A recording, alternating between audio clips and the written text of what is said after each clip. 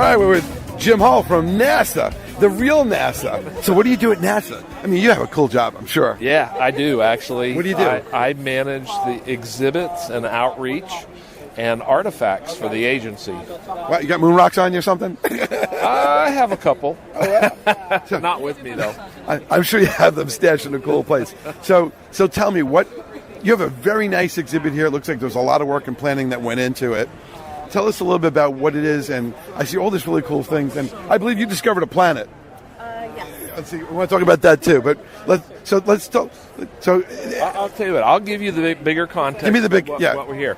Well, first of all, NASA is really linked in some interesting ways to Star Trek, which is why we're here, because NASA really is science fact based on science fiction.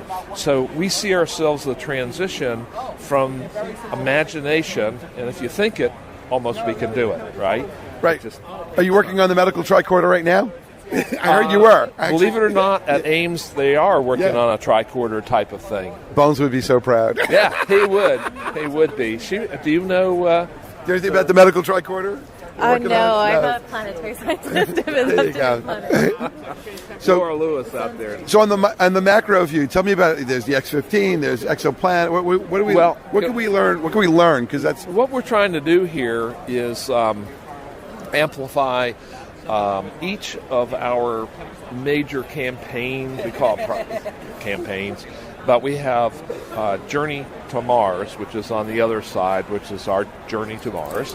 And then, of course, Solar System and Beyond, which you see up here, is studying the solar system, but not only planetary, our own solar system, but the universe, which is where she is studying and looking for planets. Kepler is a unique program looking for planets. We also have aeronautics, which you put like the X-15, but we're showing the difference from an X-15 to the planes of the future, which are shown over there.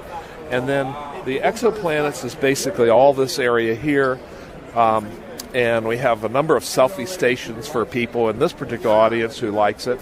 And then on the back side, we have continuation of the Journey to Mars, where there's a Curiosity rover cutout you can take your picture with. And then we have our technology, which has a huge section, because everything that we do requires new technology. We reach a certain threshold of what we want to achieve, but we have to overcome through innovation and really people with brains who can figure out some of these complex issues that we have to overcome to be able to accomplish what we want to accomplish. When you think about it, I remember reading how they landed a probe on an asteroid. Think about that. You're like basically taking a Volkswagen type car, sending it into space to land on a moving rock. Yeah. I mean, the science and math must be unbelievable to actually get it done right. Okay, what you're going to be able to do, my friend, is on the other side over here, we do have a solar propulsion vehicle with that has what they call the SEP. And you ought to talk with them because it is designed to go to an asteroid. It has a grappling mechanism to take a piece off of it and then bring it back. Wow. Oh, wow. That's pick up and delivery. Wow. So how long does it take for us to get to Mars now? Roughly. Well, it's about 9 months. But the issue with going to Mars is because of our orbits that we are close only once every 3 years. So if you're planning a journey to Mars, you have a 3-year window. But you also have a 3-year window where you can get there in 9 months. You have to stay there and wait 3 years till you can get back in 9 months. Otherwise, it would take 3 years for you to get there. Oh, wow. So resupply and other things have to be really thought out ahead of time. Oh, yeah.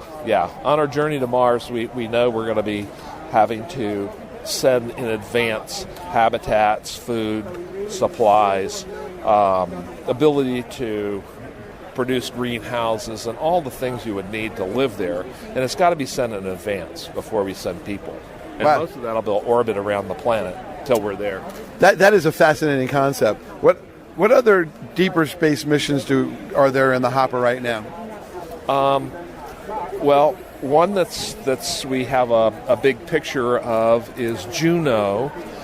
Juno is a spacecraft that just arrived at Jupiter. It's been in transit, 6 years? How long has Juno been in space? Oh, I believe 9 years. Long time. Yeah. If we think in terms of getting places in the universe or in our own solar system, everything is really far away, and it's so. I'll take the subway in a new view now. Yeah, there you go, and you're gonna appreciate and get there.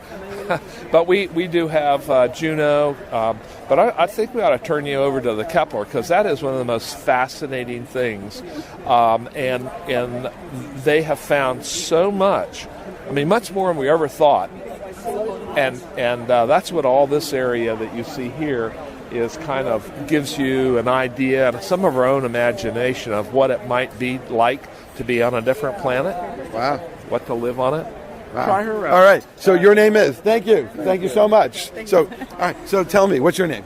my name is Elisa Quintana. Okay. And what do? You're like a planet hunter? Yes, I'm a Planet seeker? I'm an astrophysicist at NASA Ames Research Center. So you're a rocket scientist? Yeah, kind of. Normal. Hey, I finally interviewed a rocket scientist all these years on radio. Cool. I knew I'd get there. So Almost, yeah. So what do you do? Because I know you don't sit around with a magnifying glass. So these are great times right now. Kepler just launched in 2009. This past year marked the 20th anniversary of finding the first exoplanet. So 20 years ago, we only knew of the 8 or 9 planets in our solar system. And we lost one because Pluto was downgraded. Yeah, so then we went down. But then when Kepler launched, the primary goal of Kepler was to see if Earths are common, basically. And so it looked at one patch of the sky, and in 4 years, it discovered over 3,000 planets. Wow. And so I was part of the team that found Kepler 186F. And so this one was special to us because it was the first planet that was both Earth-sized and in a right orbit where it could have liquid water on its surface. Is that known as the Goldilocks zone? Absolutely, yes. I've read a little bit before the show. Good, yes. So we found lots of giant planets like Jupiter. We found, small planets that were too close to the star where it'd be too hot for life. And so I guess you could call them the M-class. M-class planets, according to Kirk, yeah. So Kepler 186 was, I guess, one of the first M-class planets that we found, that was definitively found and confirmed. But we're finding new ones still. NASA has really invested a lot into not just finding. We now know that exoplanets are common. We now know that there's planets that could potentially harbor life. Now we want to go see if we can detect life. And so NASA built a satellite called TESS, and TESS is Transiting Exoplanet Survey Satellite, and that will launch next year. And that's going to look for planets like Kepler 186F. It's going to look for these M-class planets that are really close to us. So when they're close to us, we can look further and try to probe and see if they have atmospheres and look for some signs of life. And NASA also has this gigantic James Webb telescope.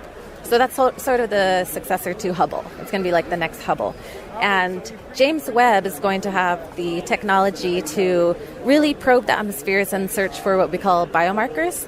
So it's basically telltale signs in the atmosphere that there could be living beings on it.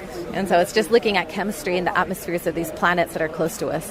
And so NASA really has for the next 10, 20 years a really nice roadmap of these missions that are going to tell us more and more about is there life out there and how common is it. And so it's a really exciting time. I seem to think of it as I'm kind of lucky to be a scientist in this era, because for thousands and thousands of years people pondered, is there life out there? Are we alone? And it's only just been this little, few decades where we're finding planets that are like Earth. We might even know in our generation if there's life outside of our solar system. And so it's exciting times. So I have a question, which is, how does NASA define life? Because, is life necessarily water-based? Is it necessarily carbon-based? Well, could there be something that's completely different? Absolutely. So we can only look for what we know, right? So there are basically three ways we can sort of search for life.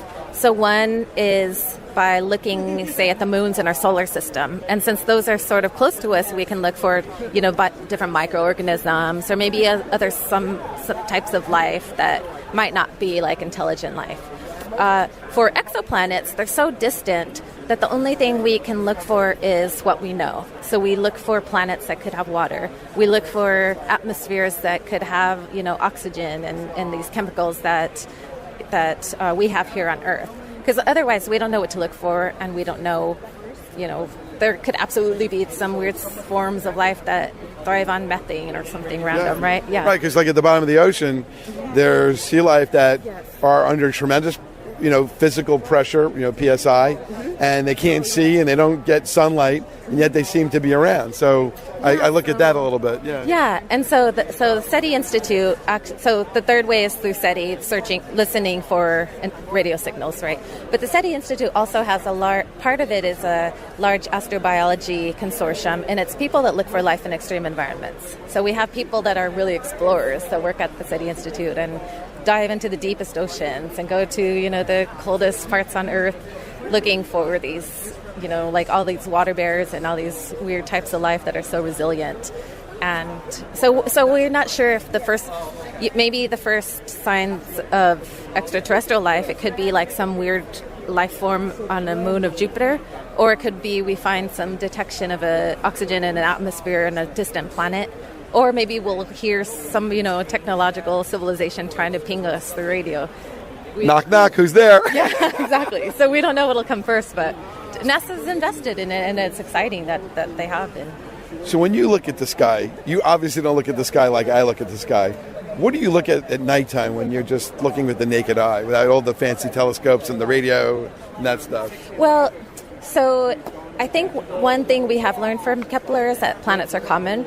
If you look at the rate that we've been finding them, just in this one small patch of sky, we found thousands. And so what I think about is the fact that pretty much every star probably has a planet. Or a way to think about it is if you look at 100 stars in the sky, it could be that every star has a planet, or it could be some of those have lots of planets and some have none. But on average, you'd see 100 planets. Correlation, at minimum. So when I look up, I think that, wow, I wonder what's there, and I want to learn more about it. And I'm looking forward to, next generation's technology. So it puts things into perspective, absolutely. That we are special, but we're not uncommon. If that makes sense. So I see this Kepler 186F. Is there an A, B, C, D, E? There is, yes.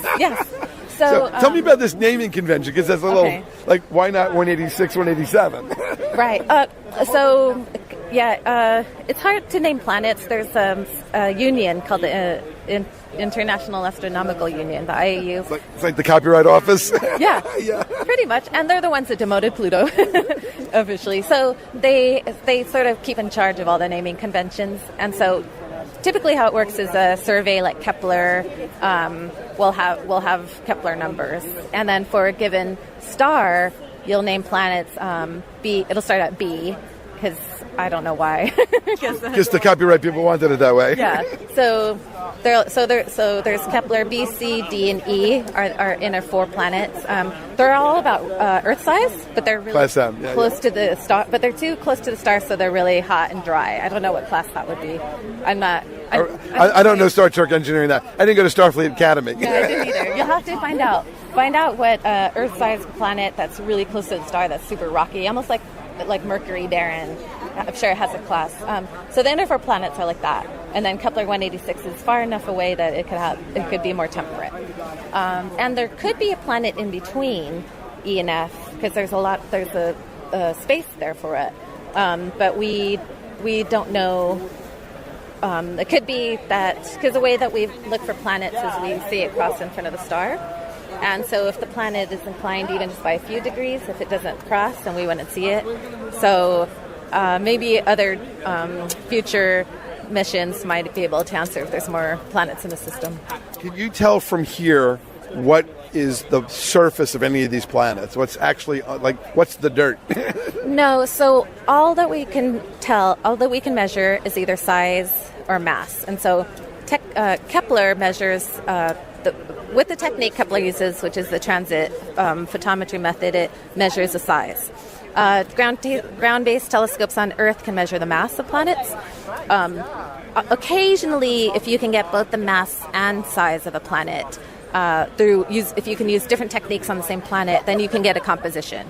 And basically, it's physics. Density is basically mass per volume. So It's mass over 4/3 pi r cubed. So you have mass and radius. If you have that, then you can see if it's Earth-like, if it's rocky.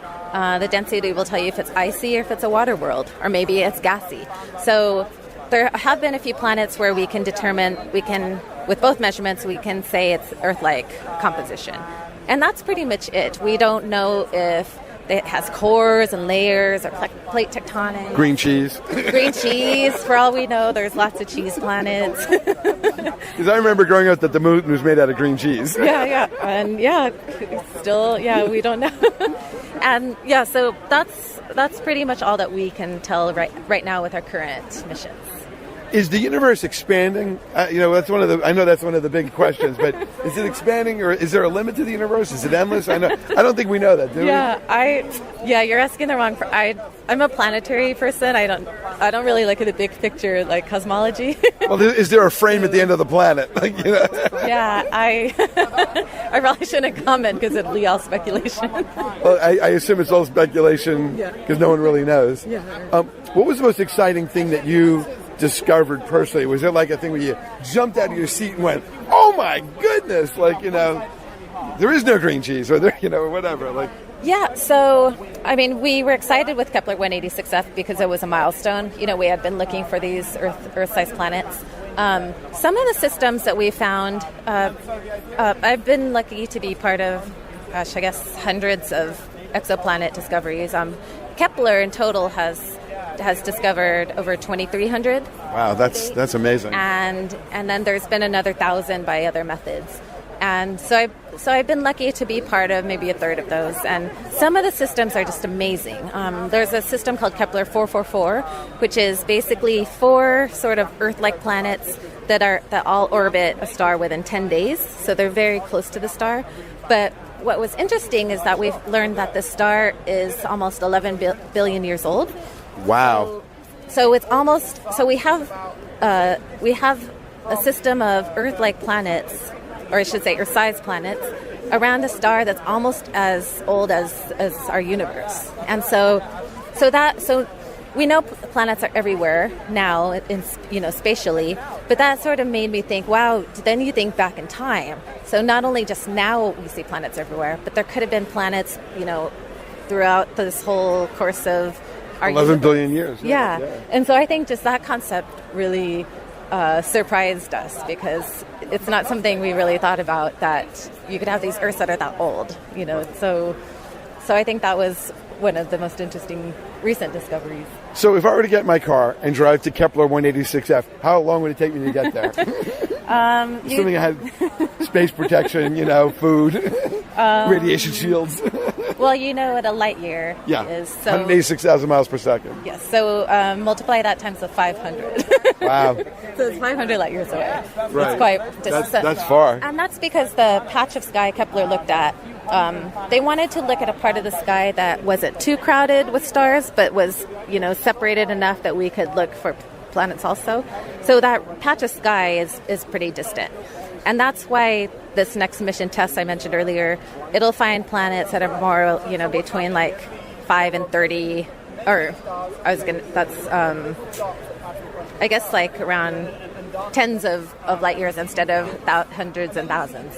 How far have we been able to peek into the universe? What's the long range that we can hit right now? I bet it's something with Hubble. I know Hubble did its deep fields, but I'm not too up to date on all of the. Look, I'm just an amateur scientist asking a lot of questions, because you're the first person I met that actually knows all this stuff. What you have the coolest job, because you get to go to work, and it's not really work. It's like discovery and and intrigue and mystery and detective work. What is it? What is a typical day like? So it's actually not as glamorous as it sounds, but it goes. To me, it does. It goes up and down. So we have days where, I write a lot of programming and we look at data. We have days where we find things and we get excited, and then we write papers. A lot of the time we spend is on communication. So communicating either through papers or through public talks or at outreach events like Star Trek here, right? And I think that's probably the more fun times is when we get to explain, what we do and really put all these planets into context. Like, what does it mean? But then there are days that are ridiculous. Like when we found Kepler 186F, we were going to announce it, and we wanted to sort of put, an image to it. So Kepler doesn't take images. It takes these pictures with a CCD camera, but they look like fuzzy blobs. So it's nothing like Hubble. So we go to Jet Propulsion Lab and work with their artists, and they come up with, these fancy, beautiful planets that look like Earth. So we needed a press image, and so there was 1 week where I was going to work every day, and I was sitting down, and it was my job to imagine what this planet would look like. And since this planet orbits an M dwarf, M dwarfs are smaller and cooler than the sun. They emit radiation in infrared, so it's this, you have this like warm red glow. Photosynthesis is different. What would plant colors look like under that? And I actually contacted scientists. What would plants? They wouldn't be green. I don't know if they would be as red as this poster, but we found that maybe they would be sort of murky yellow or even black, because the light is so low that these plants would probably want to soak up as much radiation, and maybe you would just see all plant like black. And it's just all these different things that is my job to, as a scientist, to understand what would it look like, or how big would the star be in the sky. And we learned it would be about 30% larger than the sun in the sky. And things like that. So there are times where we get to do really fun things. There are other times where we test our code and have meetings, lots of meetings. Human stuff. Yeah. NASA meetings. So I have to ask you a question. Sure. Is Kepler 186F your favorite planet other than Earth? Yeah, I have a personal bond with it.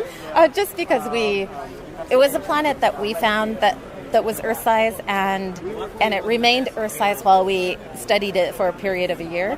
So sometimes what happens is we'll find planets in the data, and they look like they're Earth-size, and they look like around a sun-like star, for example. And then the more we study it, we'll get more detailed measurements and do a lot of modeling. And then we'll realize, the star's actually bigger, and then it means the planet's actually bigger, and then it's not Earth-like anymore. But this one, through the course of a year that we studied it, stayed it was within 10% the size of Earth, and that whole process of confirming it was special to me because we got to see it from just these little pixels on a camera all the way to developing it into this beauty shot that some artist made. So I like it for that reason. So I have to ask this question: you had the picture that the artist's conception. Did they make an extra one with you waving? No, they should have though. Just a little person on top waving, or a thumbs up, or like, "Hey, we found it." Yeah, I wish. No, but that's a good idea for next time. Thank you. You've been incredibly gracious with your time. Thank you. It's great meeting you. Thank you. You are listening to Taking Care of Business on 88.1 WCWP, WCWP.org, and TCBRadio.com.